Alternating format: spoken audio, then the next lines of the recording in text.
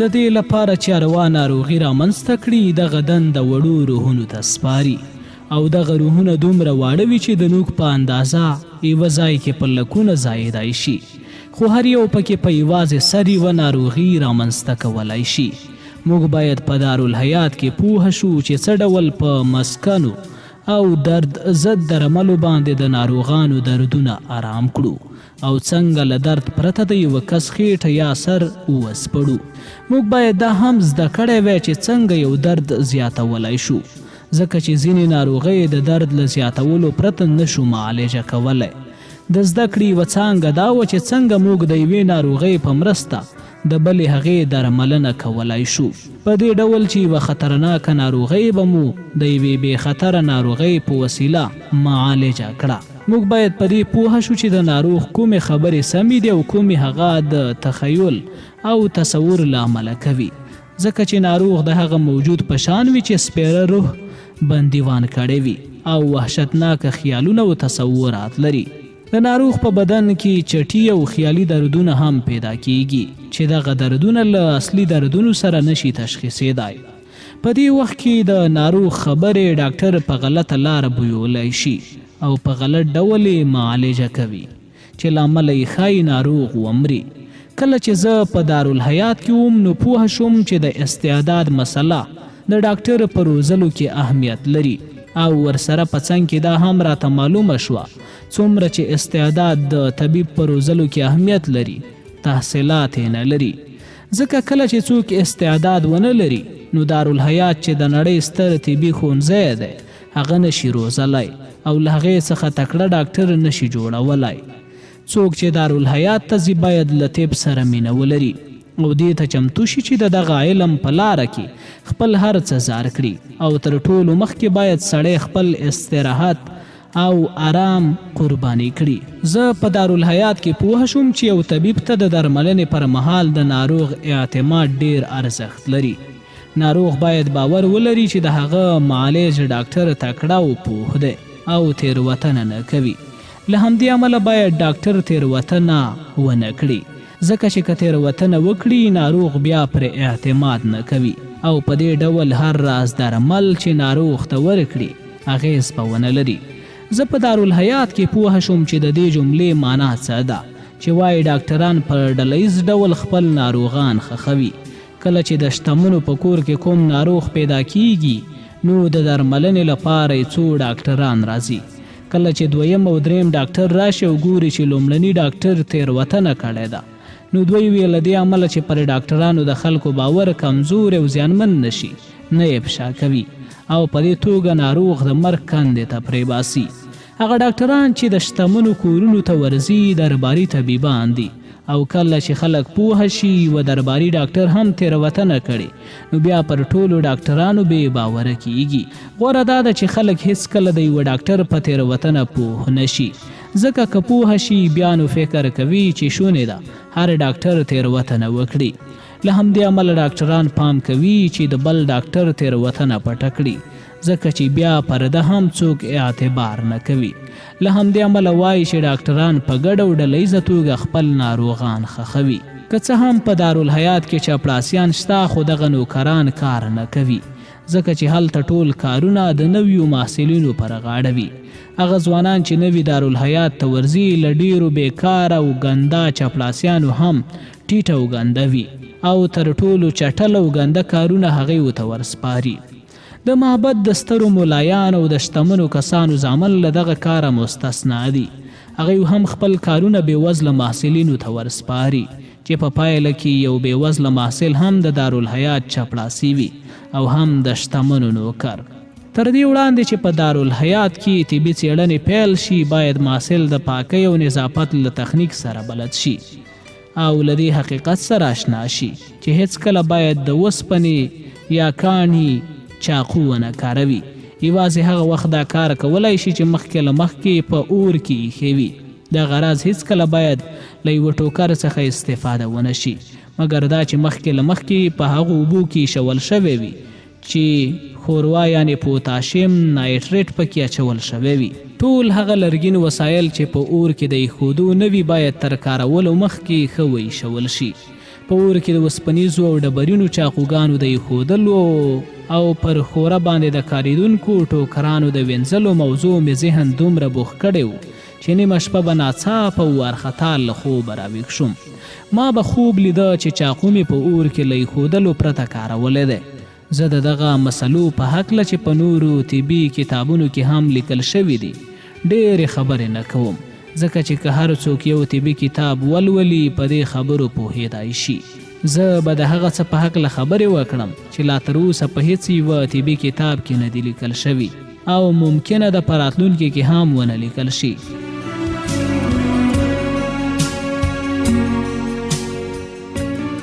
دارالحیات ځانګړې جامې درلودې چې کله موږ هلته ولاړو دغه جامې مو واغوستلې. دغه جامې هم په دارالحیات کې د نورو کاریدونکو وسایلو په شان د خورې په اوبو کې ایښول شوې وې. هلته ټولو محصلینو یو ډول جامې اغوستې، خو په غاړکیو کې توپیر و. هر څومره چې به محصل په خپلو زده کړو کې پرمخ ته نو یوه نوې غاړکۍ به یې په غاړه کې ور واچوله. زه هغه ځای ته رسېدلی وم چې د تکړه او کلکو کسانو غاښونه به مې ایستلی شول، مردارې دانې به مې سوری کولې او زوی به مې ترې رایستلې. مات شوي هډوکي به مې داسې سره څنګ پر څنګ پتري کړل چې له روغو هډوکو سره به یې توپیر نه کېده. په لومړنیو ډولونو مې مړي هم مومایي کول، ځکه چې د مړو مومایي کول یو طبي عمل نه دی، بلکې عادي کسان چې سواد هم ونه لري د یوه ډاکټر په حکم مړې مومیایي کولی شي. ما ډېر زیار ویست او هر ډول سخت کارونه به مې کول، ځکه چې له طب سره مې مینه درلوده. له همدې امله مې د لاعلاجه ناروغانو د جراحۍ په وخت په خپله خوښه تر ټولو چټل کارونه هم کول چې وګورم درباري ډاکټران څه ډول د لاعلاجه ناروغانو درملنه کوي. خو په دغه هرو لسو ناروغانو کې به 9 تنه مړه کېدل. سلطنتي ډاکټرانو د لاعلاجه ناروغانو د معالجې لپاره له داسې لارو چارو کار اخیسته چې تمسا هم په دې ډول نه معالجه کیږي. زه ډېر ښه پوهېدم چې خلک بې ځایه له مرګه ډارېږي، ځکه چې په خپله مرګ ډار نه لري، بلکې د ډېرو کسانو لپاره خو د امون خدای د لیدلو په څېر ستر نعمت هم دی. دغه لاعلاجه ناروغان به تر هغې ورځې کړېدل چې ژوندي به ول، خو کله چې به مړه شول د هغوی په څېره کې به ارامتیا او هوساینه څرګنده شوه، په دې ډول چې هر چا به ورته کتل پوهېدل چې اسوده شوی دی. په داسې حال کې چې ما د طبي تخنیکونو د زده کولو لپاره د درباري ډاکټرانو تر لاس لاندې لاعلاجه ناروغان معالجه کول، ناڅاپه له یوې معجزې سره مخامخ شوم چې تر دې مخکې په ښوونځي کې هم ورسره مخامخ شوی وم، او زما په روح کې دا فکر پیدا شو چې ولې زه تر دغه مهاله ولې په فکر کې نه وم. خو په همدې وخت کې پوه شوم چې د ولې ټکی د ټولو رازونو اصلي کیلي ده، او که څوک وکړای شي چې ځان ته ووایي د څه لپاره یا ولې، او له ډېر صمیمیت څخه د دې پوښتنې ځواب پیدا کړي، نو په ټولو رازونو پوهېدای شي. د دې لامل چې پوهېدلی وم د ولې کلمه شته په دې ډول ده. یوه ورځ یوه 40 کلنه ښځه چې تر هغې وخته یې اولاد نه و شوی دارالحیات ته راغله او په وحشتناک او ترهېدلي ډول یې وویل چې میاشتنی عادت یې بند شوی دی. دی ویل چې اوس 40 کلنه شوې نور به ماشوم رانه وړي، او پوښتنه یې وکړه چې آیا د ناروغۍ یا میاشتني عادت بندېدل د بوډاتوب له امله دي که یو پلیت روح یې بدن ته ننوتی دی او هلته یې ځای نیولی دی.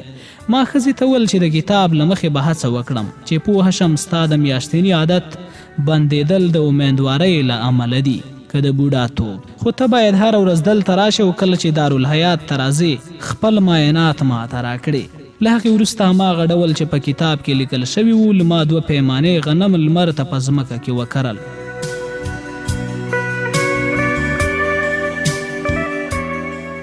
له هغې وروسته مې دغه 2 کوچني پټي یو په معمولي اوبو او بل د هغې ښځې پر معایناتو خړوب کړل. له څو ورځو وروسته هغه پټی چې د ښځې په معایناتو مې خړوب کړی و ښه زرغونه و مست شو او د غنمو وږو یې واده وکړه، خو د هغه بل پټي غنم ډېر کمزوري ول. ما هغې ښځې ته وویل چې خوشحاله اوسه، ځکه چې ستا د میاشتني عادت بندېدل د ډېر عمر له امله نه دي، بلکې امون تا ته پام کړی او ته امیندواری. ښځه په دې زیري دومره خوشحاله شوه چې ویې ژړل، او د 2 دنیو په وزن یې د سپینو زرو یوه کړۍ راکړه. دنیا یا دین تر 1 ګرام لږ کابو 900 ملي ګرامه وي، او ښایي همدغه کلمه په وروسته وختونو کې په دینار بدله شوي وي، ځکه چې بدبختي ښځې دا هیله نه درلوده چې امیندواره کیږي به. فکر یې کوه چې زړه شوې او د امیندوارۍ وخت یې تېره شوی دی. له هغې وروسته یې له ما پوښتنه وکړه چې زما اولاد به هلک وي که نجلۍ. زه پوهېدم چې میندې ډېرې د زوی ارمان لري، نو ورته ومې ویل ستا ماشوم به هلک وي. خو دغه خبره مې له خیاله وکړه، ځکه چې په کتاب کې په دې هکله څه نه ولیکل شوي. خو فکر مې کوه کله چې یوه ښځه امیندواره وي، دغه چانس چې ماشوم یې هلک وي که نجلۍ مساوي دی.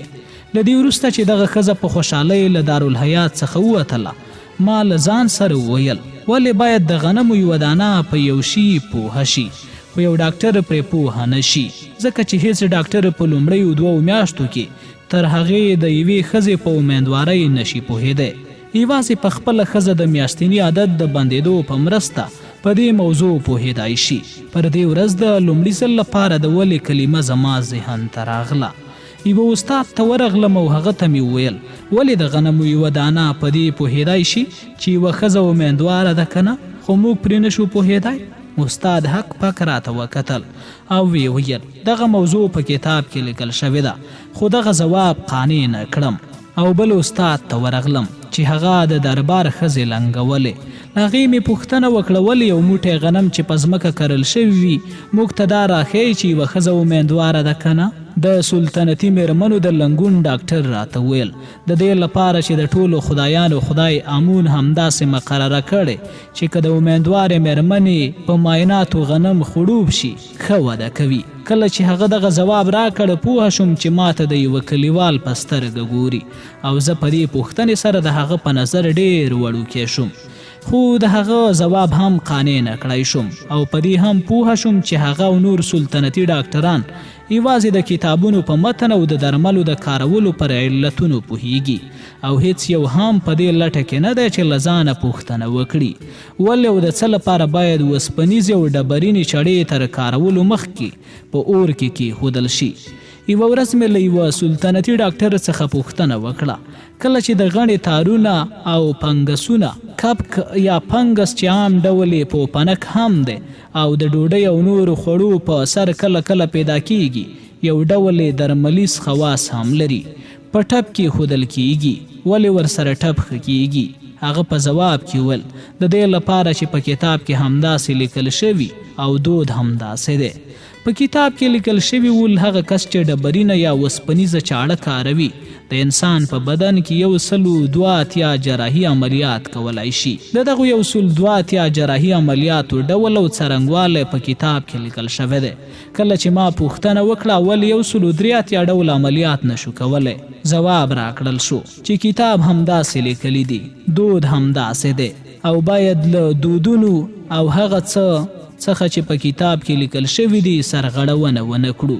ځینې کسان به ډنګر شول او څیرې به یې سپینې شوې خو ډاکټرانو به ناروغۍ نشوې موندلی مګر په کتاب کې لیکل شوي ول چې دغه ډول کسان له هیڅ ډول ناروغۍ پرته ډنګریږي او د څیرې رنګ یې سپین شي.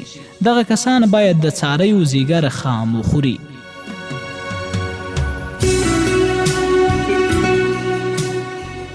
کله چې ما له سلطنتي ډاکټرانو پوښتنه وکړه چې ولې دغه کسان چې د څارویو خام ځیګر خوري چاغیږي او د مخ سپینوالی له منځه ځي هغې به ویل د دې لپاره چې په کتاب کې همداسې لیکل شوي دي او یا دا چې دود همداسې و. زه پوهه شوم چې زما پوښتنې د دې سبب شوې چې شاګردان او استادان ما ته په بله سترګه وګوري او داسې ګمان یې کوه چې زه لیونی شوی یم یا دا چې فکر کوي زه یو ساده و احمق یم او د څرګندو مسلو په هکله پوښتنې کوم. موږ هیڅکله له دارالحیات څخه بهر نه وتلو ځکه دومره ډیر کار مو درلود چې بهر ته د تلو وخت را سره نه پاتې کېده. پر دې سربیره پر لومړي او دویم کال له دارالحیات څخه بهر وتل بند ول او ساتونکو به محصلینو ته اجازه نه ورکوله چې له دارالحیات څخه بهر شي خو له دریم کال وروسته اجازه درلوده چې له دارالحیات څخه بهر لاړ شي په دې شرط چې د هغې زده کړې ته تاوان ونه رسیږي. لومړی او دویم کال پر ما هم تیر شول او دریم کال را ورسید. پر همدې کال چې هغې ښځې د سپینو زرو کړۍ راکړه د ولې فکر راته پیدا شو. پر دریم کال د دارالحیات په ټولو محصلینو کې د شتمنۍ له پلوه زه تر ټولو کمزوری وم. له همدې امله د مړو د لیږد کار ماته وسپارل شو. کله چې به یې کومه کوپړۍ سوری کړه یا به یې کومه خېټه وڅیرله او بیا به هغه کس مړ شو، ما باید د هغه مړی له دارالحیاته بهاره وړی وی. خو د دارالحیات له کارکوونکو پرته بل څوک نه پوهېدل چې زه مړی له دې ځایه باسم، ځکه چې مړی به مې د دارالحیات له شاتنۍ دروازې څخه ایستل او د هغې تر ایستل وروسته به مې د دارالحیات په بهرني حوض کې چې د نیل اوبه پکې تېرېدل خپل ځان ووینځه. یوه ورځ مې د مړي تر ایستلو او د ځان تر وینځلو وروسته د حوض په څنډه کې کالي اغوستل چې یوې ښځې راباندې غږ وکړ: ای ځوانه، نوم دې څه دی؟ ومې کتل چې زما د نوم پوښتونکې مېرمنې نري کتاني کالي اغوستي دي او کمیس یې دومره نری و چې هر څه ښکارېدل. داسې برېښېده چې دغه مېرمنه ډېره بډایه ده، ځکه د سرو سپینو زرو 10 بنګړي په لاسونو کې ول، سرې شونډې او تورې سترګې وې. د سر له غوړو ویښتو یې خوندوره بوی راته. ما په دارالحیات کې تل ډېرې ناروغې ښځې لیدلې وې، خو کله چې مې دغه ښځه ولیده وشرمېدم، په داسې حال کې چې له نورو هغه ښځو نه شرمېدم چې خپله ډبرینه چاړه به مې پرې ګرځوله او عملیات به مې کوه. ښځه راته مسکی شوه او ویې ویل: ولې ځواب نه راکوي؟ بیا یې وپوښتل: نوم دې څه دی؟ ما ځواب ورکړ: سینوها. ښځې ویل: څومره ښکلی نوم دی، ته چې په دې خریل شوي سر دومره ښکلی که ویښتان ولري څومره به ښکلی شي. فکر کوم له دې خبرې وروسته ډېر سور شوم، ځکه دا لومړی ځل و چې یوه ښځه له ما سره داسې خبرې کوي. د دې لپاره چې له شرمه ځان پټ کړم او کومه خبره مې کړې وې، ومې ویل: ایا ته ناروغه یې او راغلی چې دلته د ځان درملنه وکړې؟ ښځې په خندا وویل: هو، زه ناروغه یم، خو معمولي ناروغي نه لرم، له دې امله چې څوک نه لرم چې ساعت ورسره تیر کړم. نو نن دلته راغلم چې وګورم د دې ځای کوم ځوان مې خوښیږي. کله چې ښځې دا خبره وکړه زه له شرمه وویرېدم او غوښتل مې چې ولاړ شم، خو هغې وپوښتل: سینوها، چیرته ځې؟ ومې ویل: کار لرم او باید لاړ شم. ښځې وپوښتل: سینوها، د کوم ځای؟ ومې ویل: د همدې ځای یم. ښځې ویل: دروغ وایي، ځکه چې د بدن او څېرې رنګ د سپین دی، واړه ښکلي لاسونه، غوږونه او پوزه لري، او کله چې ما له لرې ولیدې خیال مې وکړ یوه نجلۍ دارالحیات د محصلینو کالي اغوستي دي. خیال مې وکړ چې یوې نجلۍ د دارالحیات د محصلینو کالي اغوستي دي. کله چې مې دا خبرې واورېدې نه پوهېږم ولې مې زړه په درزېدا شو، په ځان کې مې غیر عادي او حیرانوونکي حالات احساس کړ. ښځې وویل: سینوها. ښځې وویل: سینوها، آیا تا کله خپلې شونډې د یوې؟ ما وویل: نه. ښځې ویل: زما نوم نفر دی او له دې امله چې ټول وایي ډېره ښکلې یم، ما ته نفر وایي. د نفر کلمه د لرغوني مصر په ژبه کې د ښکلې معنا ورکوله، او نفر چې د ښکلې کلمې 3 ځلې تکرار دی د ښکلا د صفت مبالغه ده، او دغه ډول مبالغه په پښتو کې هم لرو، لکه چې څوک وایي ډېر ښکلی، خو په لیکني اړخ کې ځکه ډېر نه کاریږي چې له فصاحته لرې ده. ژباړونکې: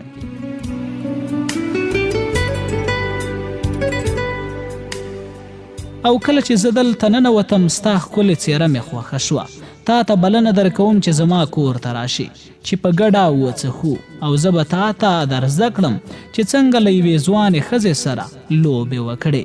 په یاد مې شول چې پلار مې راته ویلي ول که کومې ښځې درته وویل چې ته ښکلی باید له هغې څخه ډډه وکړې، ځکه چې د دغه ډول ښځو په سینو کې اور بلیږي چې تا به وسوځوي. ما ورته وویل: نفر. د دغه نوم له تکراره مې خوند اخیست. ستا په سینه کې داسې اور دی چې ما به وسوځوي. ښځې وخندل او ویل: چا درته ویلي چې زما په سینه کې اور دی چې تا به وسوځوي؟ ځواب مې ورکړ: پلار مې دغه خبره راته کړې ده. زما لاس یې ونیو، په خپل کمیس یې برسیره یې پر خپل بدن کېښود. ویې ویل: آیا ته دلته د اور احساس کوي او ستا لاس سوځي؟ ومې ویل: نه. ښځې خپل کتان کمیس لارې کړ او ویل: ښایي زما کمیس د اور د لمبو مخه نیسي. خپل لاس دلته کېږده او وګوره چې آیا زما په سینه کې اور شته. ما نه یوازې د اور احساس ونه کړ، بلکې کله چې مې د هغې پر بدن لاس کېښود د حالاتو احساس مې وکړ، او کله چې ښځه متوجه شوه زما مقاومت یې مات کړی دی نو ویې ویل: سینوها، راځه چې لاړ شو. او وڅښو او د یوې کنیزې په شان چې ځان د خپل خاوند په واک کې ورکوي زه به هم خپل وجود تا ته وسپارم. زه د ځوانې ښځې له دغه وړاندیزه ویرېدلی وم. ومې ویل نپر له ما تېره شه ځکه چې زه ویرېږم. ښځې ویل له څه شي ویرېږې؟ ومې ویل له تا ویرېږم او ستا کور ته له تګه ډارېږم. ښځې په خندا وویل د فرعون زوی زما د درلودلو هیله کوي. شتمن ځوانان ما ته د سرو او سپینو کړۍ راکوي چې یوه ورځ یا شپه ورسره تېره کړم، خو زه د هغې غوښتنه نه منم. له دې کبله ستا غوښتونکی شوم چې ته د مصر تر ټولو ښکلی ځوان یې او ما هېڅکله ستا په شان ښکلی ځوان نه دی لیدلی. ومې ویل نپر پر ما رحم وکړه، په دې مه خوشحالېږه چې زه هم د نورو نارینهو په شان شم او خپله سپېڅلتیا له لاسه ورکړم. ځکه که یو نارینه له هغې ښځې سره څملي چې امون خدای ورته په نظر کې نه وي نیولي خپله پاکي له لاسه ورکوي. ښځې وخندل او ویې ویل سینوهه ته ډېر ساده یې. زه حیرانه یم چې د تبس ښځو څنګه تر اوسه پرېښې یې، ځکه امکان نه لري چې ستا په شان یو ښکلی هلک د دغه ښار په کوڅو کې وګرځي او څو نجونې تعقیب نه کړي مګر دا چې تل له مور و پلار سره وې. بیا یې ویل سینوهه اوس چې نه غواړې زما کور ته لاړ شي او نه پرېږدې چې زه خپل ساعت در سره تېر کړم نو یوه ډالۍ راکړه. ما غوښتل هغه د سپینو بنګړی ورکړم چې مخکې امیندوارې ښځې راکړی و، خو دې وویل دغه بنګړی زما لیاقت نه لري، باید داسې ډالۍ راکړې چې زما وړ وي. ما ورته وویل چې زه یو بېوزله ځوان یم او تا ته ګران بیه ډالۍ نشم درکولی. ښځې وویل که داسې وي نو زما ډالۍ ومنه. او هغې خپله یوه ګوتما له ګوتې راویسته او ما وکتل چې شین رنګه غمی لري او هغه یې ما ته ډالۍ کړه. ما غوښتل د ګوتمې له اخیستلو ډډه وکړم خو ویې ویل زه یوه بډایه ښځه یم، تا ته د دې ګوتمې درکول پر ما کوم اغېز نه کوي، خو د دې سبب به شي چې ته ما هیر نه کړې. ښایي یوه ورځ راشي او ته له دې شرمه ورتېر شي او پر دغې ورځ به د دې ګوتمې په بدل کې ما ته ډېرې ډالۍ راکړې. ګوتمه مې ترې واخیسته، پیغله په موسکا روانه شوه.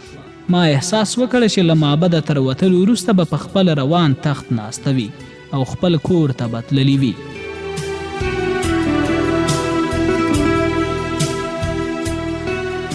پنځم څپرکی د مجسمه جوړونکي هنرمند نصیحت. سلطنتي ډاکټر پاتور چې رسمي نوم او درجه یې کوپړی سپړونکی و یوه ورځ زموږ کور ته راغلی و، ډوډۍ وخوړه او د پلار په مخ کې راته وویل په دارالحیات کې مطیع او پرمنبردار اوسه، هېڅکله نیوکه مه کوه، هر څه چې وایي ویې منه. خو ما خپل حقیقت پلټونکی حس نه شو ارامولی او د ولې ځواب مې لټوه. سلطنتي ډاکټرانو د دارالحیات معلمینو او محصلینو له دې کنجکاوۍ کرکه کوله. زه د دارالحیات پر 3 کال پر دې پوهه شوم چې پاتور ولې ویلي و چې باید نیوکه ونه کړم او هر څه چې راته وویل شي له جنجاله پرته یې باید ومنم. خو مې ویل چې پوهه د تیزاب په شان ده، د انسان زړه خوري او پوهه سړی د نورو په شان ناپوهه کیدای نشي چې ځان په سادهتوب او حماقت ورته واړوي. هغه څوک چې له سره احمق وي له دې ناپوهۍ څخه کړیږي، خو هغه کس چې حقیقت یې موندلی وي ځان د احمقانو په شان نشي ښودلی. ما لیدل هغه ډاکټران چې په ټوله نړۍ کې مشهوره شوي او له نینوا او بابل څخه ناروغان ورته د درملنې لپاره راځي، دومره شعور نه لري چې پوه شي د څه لپاره دغه درمل ناروغ ته ورکول کیږي. دوی یوازې دا وایي چې په کتاب کې همدا لیکل شوي دي، خو زه په دغسې حالاتو کې غلی نشم کېناستلی. زما د نیوکو او کنجکاوۍ پایله دا شوه چې په دارالحیات کې زما د پرمختګ مخه ونیوله او اجازه یې رانه کړه چې د خپلو زده کړو بل پړاو پیل کړم. هغه محصلین چې له ما سره په یو ټولګي کې ول له ما مخکې شول او تر ما څو پړاوه مخته ولاړل، خو زه د دارالحیات په 3 کال کې همداسې پاتې وم. په داسې حال کې چې ویلای شم په دغه محصلینو کې هیڅ یوه زما په شان استعداد نه درلود او هیڅ یوه زما په شان له طبابت سره مینه نه درلوده. له نیکه مرغه په ټولې دغې مودې کې چې د سلطنتي ډاکټرانو په امر له پرمختګه منع شوم، د امون نوم مې وانخیست او له نورو به مې یوازې دا پوښتنه کوله چې ولې، ځکه چې که مې د امون نوم اخیستلی او یا مې ویلی وی چې امون نه پوهیږي او له دې عمله چې په خپله بې خبره و نورې هم تېرېستي دي، نو زه یې له دارالحیات څخه ایستلم او ما په دې ډول په تبس کې تحصیل نشو کولی. بیا باړم چې سوریې یا بابل ته لاړ شم او هلته د مرګ تر وخته پورې د یوه ډاکټر تر لاس لاندې کار وکړم. خو درباري ډاکټرانو له ښوونځي څخه زما د ایستلو لپاره لاسوند نه درلود. له همدې امله یې په دې بسنه کوله چې د تحصیل په پړاوونو کې زما د پرمختګ مخه ونیسي. په دارالحیات کې له څو کلونو ژوند کولو وروسته مې یوه ورځ د ښوونځي کالي ویستل او غسل مې وکړ. په عادي کالیو کې له ښوونځي څخه ووتم او غوښتل مې خپل مور و پلار ته ورشم. کله چې د تبس له سړکونو تېرېدم ومې لیدل چې د ښار بڼه بدله شوې ده او د سوریې ډېر اوسېدونکي او تورپوستي په ښکلو جامو کې په ښار کې ګرځي. پخوا به د دغه کسانو شمېر ډېر لږ و. پر دې سربیره له هرې خوا د سریاني موسیقۍ د سوریې موسیقۍ ژباړونکي غږونه اورېدل کېدل او دغه غږونه د عیاشۍ له ځانګړو کورونو راتلل. له دې سره سره چې په ښار کې د عیش و عشرت نښې نښانې زیاتې شوې وې خو خلک اندېښمن ښکارېدل. داسې برېښېده چې ټول د یوې بدبختۍ انتظار کوي او له اوسني حالاته ګټه نشي کولی چې خوشحاله وي. زه هم د نورو په شان اندېښمن او غمجن وم ځکه چې پوهېدم زما عمر په دارالحیات کې ضایع کېږي او څوک مې ترقۍ ته نه پرېږدي. کله چې کور ته ورسېدم د مور و پلار په لیدو ډېر خفه شوم. دواړه ډېر زاړه شوي ول. پلار مې دومره زوړ شوی و چې د لیک د لیدو لپاره مجبوره و کاغذ تر خپلې پوزې پورې سترګو ته ورنږدې کړي او مور مې یوازې د خپل مرګ په هکله خبرې کولې. زه په دې پوه شوم چې دواړه بریالي شوي چې په ډېر سپما سره د نیل سیند په لویدیځ کې د هغې هدیرې تر څنګ چې کاهنینو یې ځمکه په ډېره لوړه بیه خرڅوله د ځان لپاره یو قبر واخلي. پلار و مور زه بوتلم چې د مور دغه قبر چې پلار به مې هم پکې خاورو ته سپارل کېده راوښایي. ومې لیدل چې دغه قبر له خښتو جوړ شوی وي. یوه کوچنۍ ودانۍ ده چې دیوالونه یې معمولي تصویرونه و کلمې لري. پلار و مور د ګډ ژوند له پیله هیله درلوده د ډبرو یو قبر ولري چې په راتلونکي کې باران او لمر او د نیل سیند غیر معمولي سیلابونه هغه وران نه کړي. خو خپلې دغه هیلې ته ونه رسېدل او اړ شول د خښتو دغه قبر جوړ کړي.